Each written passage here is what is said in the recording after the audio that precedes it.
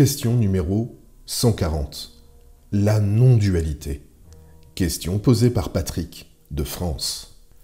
Bonjour Sandra. C'est avec une joie immense que je vous écoute, tant vous m'apportez des réponses concrètes à la règle du jeu que nous jouons, pour lequel je naviguais dans pas mal de flou. Je lis votre livre avec beaucoup d'intérêt. J'ai une question concernant la non-dualité et la réalisation du soi, véhiculée par différentes personnes. Je n'arrive pas à situer cela dans votre schéma égo, surmental, supramental. Pourriez-vous m'éclairer à ce sujet? Je vous remercie beaucoup pour tout ce que vous faites. Salutations, Patrick. Bonjour Patrick. Les gens qui véhiculent l'enseignement de la non-dualité, soutenu par plusieurs traditions, incluant l'hindouisme, une branche du bouddhisme, le taoïsme, etc., mettent en avant la réalité que tout est un. Dans la science supramentale, ce un correspond à l'unité solaire du plan supramental, ou alors à son équivalent dans le plan non manifesté, soit la source qui est sur le plan originel. Les taoïstes mettent en avant-plan la réalité que toute forme de dualité provient uniquement du un. Dans la science supramentale, nous sommes en accord avec cet énoncé et ajoutons que cette dualité provient de la diffraction de la lumière du un. Il devient alors clair que l'ego ne peut pas habiter le un tel qu'il le souhaiterait, sauf s'il entre en processus de fusion avec ces réalités multidimensionnelles, esprit, esprit universel, source. Là où il y a une divergence entre le taoïsme et le supramental, c'est dans le comment parvenir à vivre cette réunification. Du côté supramental, nous exprimons que le processus débute lorsque l'ego devient apte à supporter l'énergie de feu de son esprit. Du côté du taoïsme, on prône plutôt le non-agir et l'absence d'individualité de l'ego, ce qui rapproche l'ego de l'énergie de la source, le Tao. Toutefois, par ces façons de se non-manifester, l'ego s'éloigne de l'énergie de son esprit et donc de toute possibilité de fusion avec son esprit. Cela dit, les personnes qui suivent la voie du taoïsme élèvent le taux vibratoire de leur corps subtil, ce qui est parfait. Chaque chose en son temps. Pour faire une parenthèse sur ce sujet, je connais une personne qui a étudié le taoïsme pendant plus de 25 ans. Elle a médité encore et encore pour créer son double éthérique et s'est retrouvée avec une magnifique masse d'énergie lumineuse dans son corps astral. Alors, on voit le piège. Si nous allons du côté du bouddhisme, non dualiste, une des philosophies émanant du bouddhisme, nous remarquons que le non-agir s'étend au non-effort, au non-soi, à la non-pensée, etc. Nous pouvons constater que la même problématique revient. Les individus qui soutiennent ce mouvement veulent sortir du jeu humain pour atteindre le grand 1, mais ils ne réalisent pas que l'intégration qu'ils recherchent passe obligatoirement par l'intégration de l'énergie de l'esprit dans l'ego. L'ego doit s'individualiser via sa capacité grandissante à supporter le feu de son esprit. Cela se vit en intégrant l'énergie de la colère de l'esprit et concrètement, c'est vécu via le rapport de force que l'ego développe envers son esprit. Et ce, à chaque fois qu'il vit des tensions. Il y a donc un échange télépathique soutenu qui doit prendre place et se développer entre l'ego et l'esprit.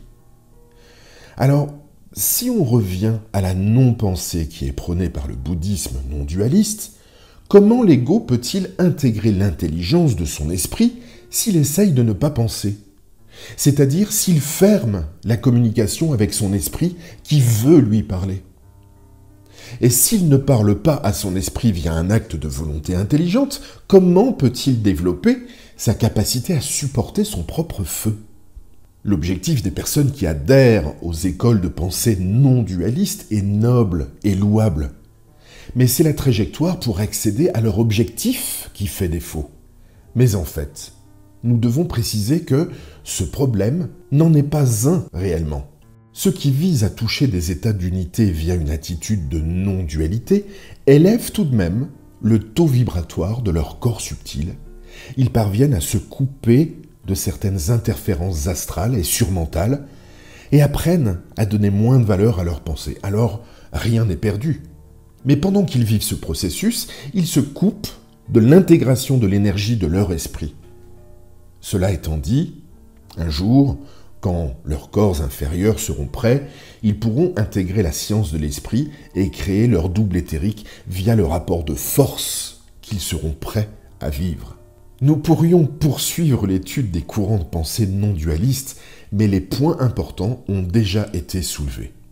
Que nous décidions de parler d'écoles de pensée ou d'individus qui s'en sont inspirés, les prémices se ressemblent. Ces gens veulent faire partie du un, vivre cette unicité en eux, unir leur soi, leur ego, au un, vivre la fusion avec leur réalité supramentale. Et cela est parfait. Mais puisque l'ego humain est naturellement ignorant des pièges qu'on lui tend, il s'illusionne à penser qu'il arrive à destination lorsqu'il vit une expérience dite mystique. En d'autres termes, dès qu'il vit une expérience caractérisée par un accès à une énergie d'amour du plan supramental, il cherche à répéter et à revivre cette expérience dans son ego. Lorsqu'il pense ainsi, il est bien assis dans l'illusion du libre arbitre. Il ne sait pas que son expérience dite mystique lui a été offerte par son esprit universel pour qu'il y ait une direction de vie, c'est-à-dire pour qu'il sache vers où il s'en va.